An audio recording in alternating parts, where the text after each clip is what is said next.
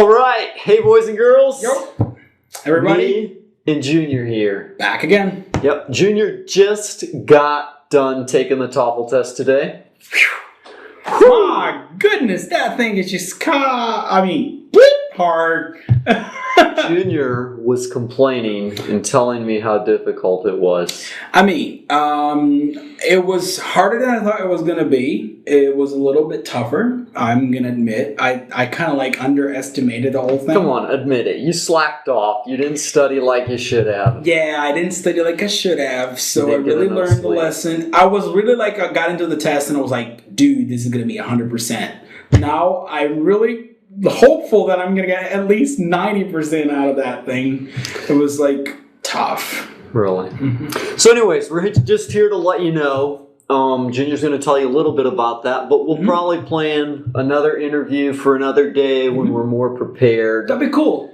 So, meantime, you guys can ask some questions, leave comments below, what you'd like to know about the TOEFL, if you're thinking about taking it, tips for how to study better, what Junior would do differently next time. Go ahead.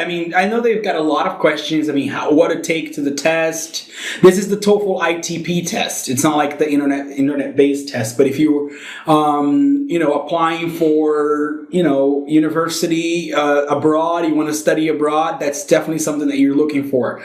So go ahead and just ask me some questions. Let me know what your questions are. Maybe you have questions about which materials to use to study, and I'm pretty sure that I can answer those questions. I've seen it, and I can talk about the question types, what question types are there. That'll be awesome. That'll be interesting. There's listening and reading, and then structure. And so it was cool. It was pretty cool seeing people. Lots of people were completely lost. They were totally lost at the test. I think 80% of the people that were in the room were completely not belonging there. It was wrong place, wrong time. I think I should have.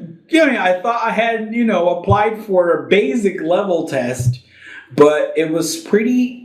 It was surprising for me and for my other, mates, my other friends that came along with me. They did a test, Gabriel and Sara. We all came along together, and we realized that, there's some things I could talk about, some tips, maybe some Throw off 2 or 3 tips off the top of your head. Well, please sleep well before you go to the test, right? I didn't have a good night's sleep, so I went to bed at 1 o'clock. Don't do that. And last minute cramming is please bad. And also drink just a little bit of water before going to the test place and then the test center, because after the listening started, you can't really go to the bathroom. And if you really want to go to the bathroom right during the listening section, you're going to be in trouble. Junior was going to give us some really deep, nitty-gritty, awesome how to study for the TOEFL test. And what does he tell you to do? Get some sleep? And because that about drinking water, because that that strongly affected, I think, my results, because I wasn't being able to concentrate. My concentration, my ability to focus wasn't at its full potential, because I had not have a good night's sleep and because I drank too much water before going to the test time. So those physical, those physical features, those physical characteristics, they strongly affect your development in a test, I believe. So let's start off with those, because they're really things that I experienced myself. And then let's move on to some real tips. You have to do a lot of exercises on, there's a website, vocabulary.com. I realized how important that vocabulary.com site is, website. It's really important because what it does is it takes out words from sentences that you have to include the word back into the sentence. And that's what the TOEFL test and, the reading does, the part of the reading structure, whatever they call it. And they give you a structure, and then you have to put that structure, that piece, the chunk of language per se, into the sentence. So you really need to know, there's 4 options, there's 4 alternatives there, and you need to be able to choose the best one, the one that sounds good, the one that's grammatically correct. So you really want to do that kind of exercise. You want to encourage your teacher, your EFL, your ESL teacher, to work on that kind of exercises for yourself. If you're going to do that test, say, hey teacher, get me some exercises that you remove, especially structures like, as soon as, structures like that, that you need to know where you should include them exactly, or in which context, and, collocations and stuff like that. Ask your EFL teacher, your ESL teacher, to provide you with some of those exercises, and I believe you're going to be good to go. But vocabulary.com already has a lot of these kind of exercises. It does. And what's interesting is you can get texts from the internet. I can teach you how to do that later. But you can get texts from the internet, like you copy an article from, just read something in English you found interesting, copy that, put into the creating a vocabulary.com list. It grabs the vocabulary that's interesting for you, and you can already start studying those words that are hard for use. It's like really interesting how to do that. So yeah, definitely awesome. That's something you do as a teacher for your students. I do it as a teacher. I do it as a student because, vocabulary is just something you're constantly learning. Even you that time, like when you're working on vocabulary.com will track your knowledge and tell you words. And for someone like me who's a native speaker, right, it tests your level in like 10 questions, and then it just starts throwing questions, words you don't know. Right. So even I was learning lots of new words in vocabulary.com. Sure, because actually vocabulary.com, I found out that it's not really made for, EFL as teachers. It's actually made for native speakers, for academic purposes, for people that are studying academic levels, for teachers to help students expand the vocabulary. Because really, vocabulary is the way that you can express yourself better. You learn a new word that you can summarize your ideas better and express yourself a lot better. So yeah, vocabulary is something that's unending. You never stop learning. You have to keep on. It's just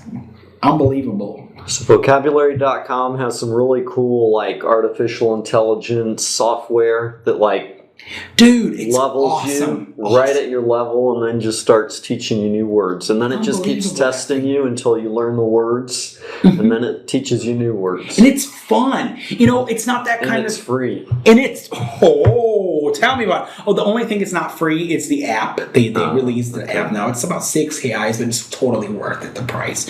$2.99? $2.99 or something. $1.99. Yeah, there you go. There you go. Yes, it's pretty cheap. I mean, the app is just awesome. Won't break the bank if you do decide to get it. Come on, you don't have to break your piggy bank. Another thing is on vocabulary.com, I love the dictionary, David. When you open a dictionary, you get a description for a word. You get that, meta-linguistic description. It's like language trying to explain language, but it's boring. When you go to vocabulary.com, you type in a word and you see the description. It's like you're listening to a person explaining to you right here, right in front of you, and saying, apple is a fruit. It's red and it's delicious. It tastes good. People make pie with it in America. That's how they're going to explain to you what that word is. So it's awesome. It's not like a dictionary that you just go ahead and you read a description and you go like, so I read the description. I have to understand the description of the word because I don't understand anything. So it's really like they use language in a very in a way to facilitate really understanding, not to harden it. So that's really something a strong point for vocabulary. I think vocabulary is like the basis of a language. Right. They're the building blocks, the bricks for building a house in a construction. So, you can know a lot of grammar and structures, but if you have a limited vocabulary and there's a few words in there you don't understand, you're not going to get the context. So that's why it's so important for you to build your vocabulary and consistently be learning new words. Like even us learning French now, it's like, I know the structures, I know how to say basic things, but there's words that I don't know. Like, for example, twin. I don't know how to say twin. I can say it in other ways, like his brother that was born on the same day as him. But the exact... Or his brother looks like him, or is just the same as, whatever. So it's, it's knowing those words, and it's like you said, words that describe what you want to say, Yeah, so most using those descriptions. I find out most students won't really,